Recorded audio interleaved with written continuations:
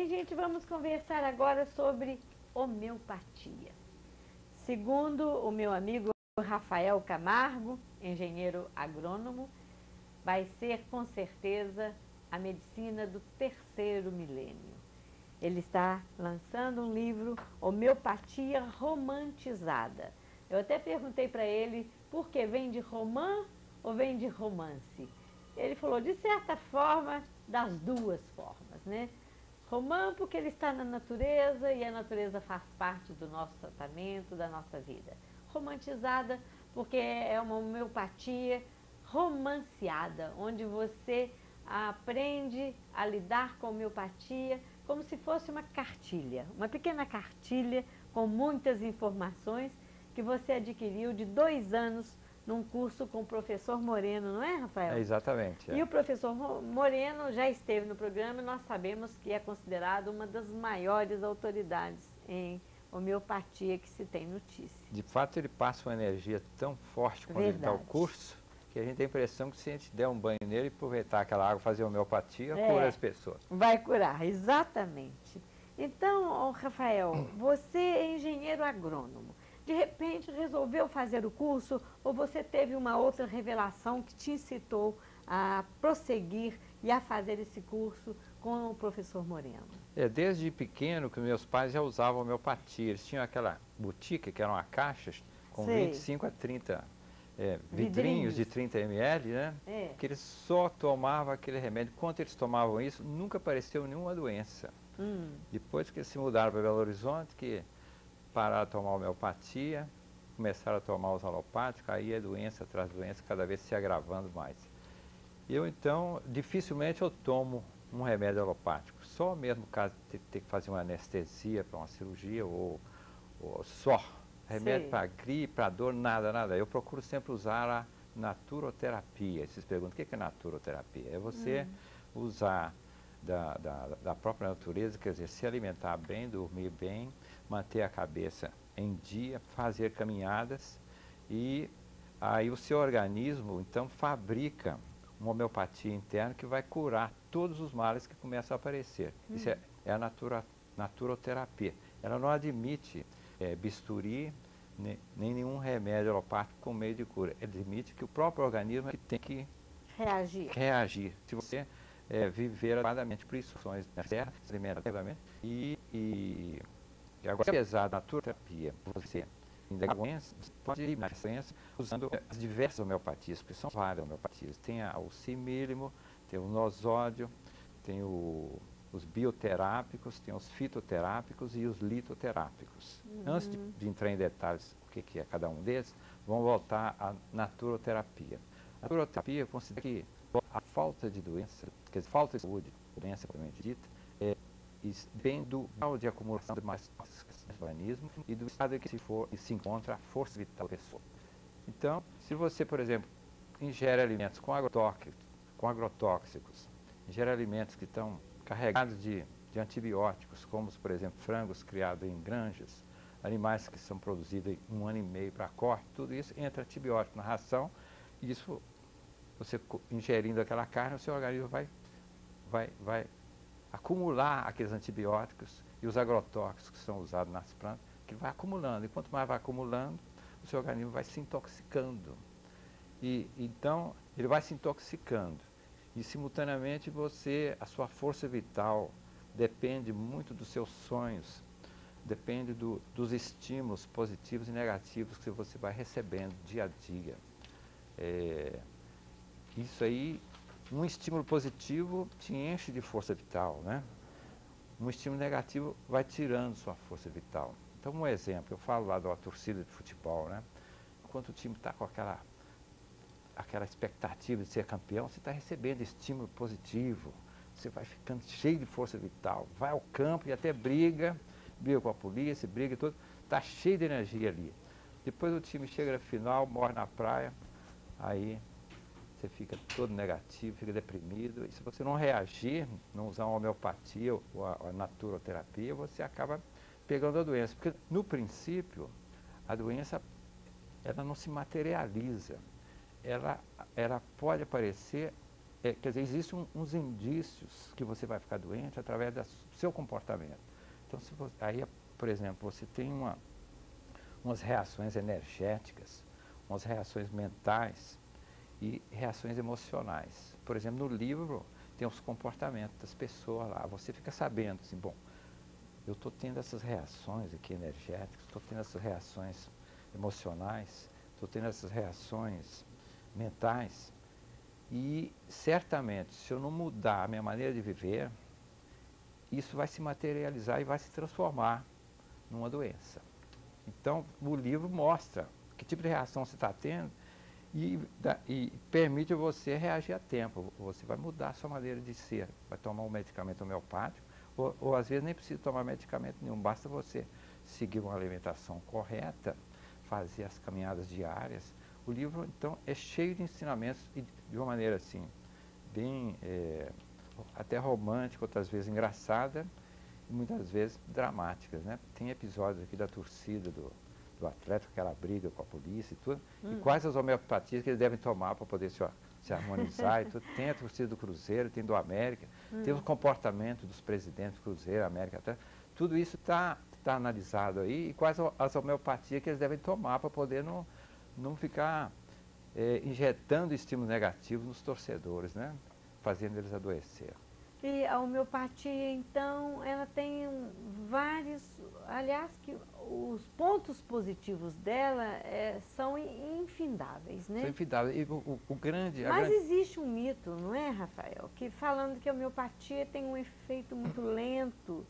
Aí a mãe pergunta, mas a preocupação de uma mãe quando vê seu filho com febre, seu nenenzinho com febre, ela quer dar um medicamento que imediatamente, né, abaixa a febre, não, e se esquecendo até que a febre é uma reação do organismo a alguma coisa que deverá desencadear, não é isso? Exato. Então, como é que fica a homeopatia nessa visão? Caso, exatamente. Então, para resolver esse problema, apareceram as outras homeopatias que têm que fazem os efeitos dos alopáticos, mas sem os contra-efeitos dos alopáticos. Eles não causam danos aos organismos. Então, são os nosódios. Os nosódios são homeopatias feitas a partir da própria doença. Então, se a pessoa está com uma tuberculose, eles retiram do escarro, fazem uma homeopatia daquilo, é o nosódio. Então, aquilo age como uma vacina. Né? Como um remédio alopático, assim, mas só que não tem os contra-efeitos alopáticos. Os alopáticos, eles vão desenergizando a pessoa, vão tirando de tal maneira a vitalidade da pessoa que no fim de uma doença você não sabe se a pessoa está doente por causa da doença ou por causa do remédio. A homeopatia já não tem esse problema. São os efeitos colaterais que minam, às vezes, a resistência do organismo. Exatamente. Então, nós temos os nosódios, que são feitos a partir da própria doença. Temos os organoterápicos, são feitos a partir de órgãos sadios do corpo humano. Então, você faz a homeopatia do órgão sadio e ele atua no órgão doente. Ele atua no órgão doente da pessoa. Então, são efeitos rápidos. Tem os fitoterápicos. Você tem, por exemplo, produto lá que faz o mesmo efeito do Viagra. Tem produto lá que faz o mesmo efeito da cortisona. São produtos que agem rápido. É a partir das plantas, das então raízes. Eles têm efeitos rápidos. Depois que você tomou esse medicamento de efeito rápido, você vai ter que tomar a homeopatia, o Cimirium, que é para poder... manter. Para você limpar o organismo todo e limpar a sua cabeça. O principal, a homeopatia, o Cimirium, a atuação principal dela é na mente da pessoa. A pessoa que estiver com uma mente sadia, ela é capaz de comandar o corpo, e o corpo fabrica uma homeopatia interna para ele se manter sadio. Então, uma pessoa com a cabeça doente, igual está todo brasileiro nessa conjuntura atual, está todo mundo praticamente doente. Poucas pessoas não sabiam. Então, eu receitaria para o povo brasileiro atualmente 2 medicamentos, arnica e anacardio. O anacardio é um tipo de homeopatia boa para as pessoas que estão com azimute fora do eixo dos chakras. A pessoa fica assim, se saber, fica galinha tonta, não sabe o que faz. E a arnica, a pessoa fica dando volta em torno de si mesmo, vai e volta no mesmo lugar, não sabe. Então, o povo brasileiro está assim. A arnica e anacardio seriam um tipo de homeopatia generalizada. Deixa eu entender. Arnica e... Anacardio. Anacardio? CH6. Esse daí. Então, você tomaria arnica CH6 durante uns 21 dias aí, 3 vezes ao dia, 5 gotas cada vez na língua, assim. Mas isso tem que tomar, esse depois que tomar. Primeiro você toma o medicamento para curar o seu mal físico, que está te atacando assim, que você quer um efeito rápido. Aí você usa o nosóleo, o fitoterápico, o litoterápico, o organoterápico. Tirou o sintoma físico, aí você vai ter que depois limpar a sua cabeça, porque se ela continuar ruim, volta de novo a doença. O comando tem que partir tem que partir da cabeça. Tá, então, a naturoterapia é que é o principal. Aí você tem que evitar de ingerir alimentos com agrotóxicos e com antibióticos. Hoje em dia está dando muita ênfase à agricultura orgânica, inclusive tem um capítulo no livro que fala da agricultura orgânica. A agricultura orgânica consiste em produzir plantas e animais sem uso de nenhum agrotóxico, nenhum antibiótico, nenhum pesticida. Você combate carrapato, tudo com homeopatia hoje. Combate doenças de plantas com homeopatia. Inclusive já houve um congresso lá em Viçosa e eu coloquei no livro os resultados desse congresso com as receitas e tudo. Então, é um livro muito prático. Eu me considero que depois de escrever esse livro eu já posso ir para o céu, já cumpri minha missão.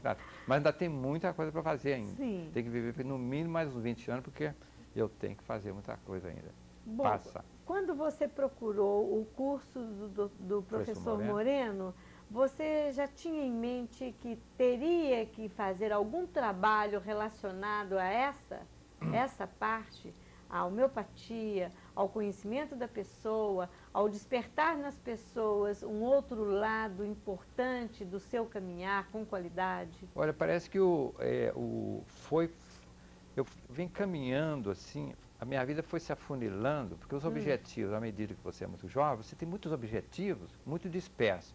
Aí você vai afunilando, assim, vai filtrando, e até você chegar aí, parece que há uma entidade amparadora, espiritual, que vai te ajudando, e até você chegar no caminho certo. Eu achei de maneira tão correta o meu caminho, qual a minha missão nesse mundo, que eu considero que minha outra metade agora é essa missão que eu estou cumprindo agora. Sei. Eu me sinto uma pessoa inteira. Então, antes eu me sentia uma pessoa pela metade, eu estava procurando outra metade porque eu estava partido. Agora eu sou uma pessoa inteira. Se eu achar uma pessoa inteira, ficaria melhor ainda, porque a gente junto pode fazer mais coisas ainda para a humanidade. Tá, né? certo. Este livro, Homeopatia Romantizada, eu abri aqui e gostaria que você me esclarecesse. Tem um título assim, Vinho Bom e Homem Bravo Duram Pouco. O que você analisou a partir desse título? Isso aí na Segunda Guerra Mundial, tinha uma cidade da Itália chamada Santa Vitória, que estava tomada pelos alemães. E a grande riqueza de Santa Vitória era vinhos. Eles tinham mais de 1000 tonéis de vinho armazenado numa caverna. E durante a guerra, a situação era tão ruim que a única alegria daqueles habitantes era beber vinho.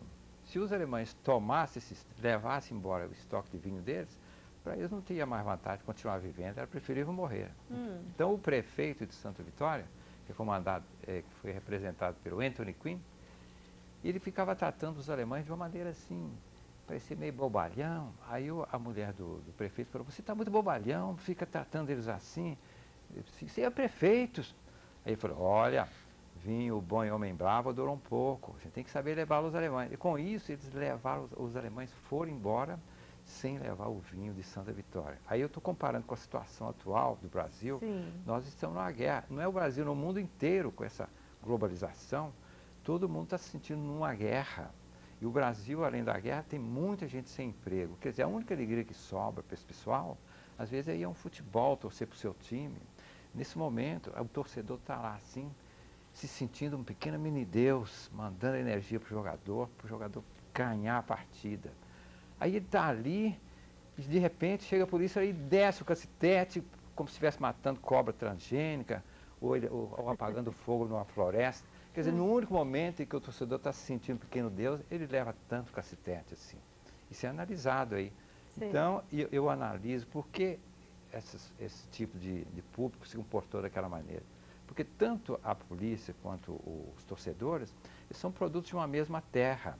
Só que a polícia, por exemplo, é uma terra que tem uma finalidade e o torcedor tem outra. Agora, eles estavam cumprindo suas funções lá, mas só que alguns ultrapassaram a sua maneira Por que eles não agiram como prefeito de Santa Vitória? Então, mediando, né? Eles poderiam ser como o prefeito de Santa Vitória, deixar o inimigo embora, tratando de uma maneira assim, dando a impressão que eles são bobos, mas não são bobos, deveriam agir.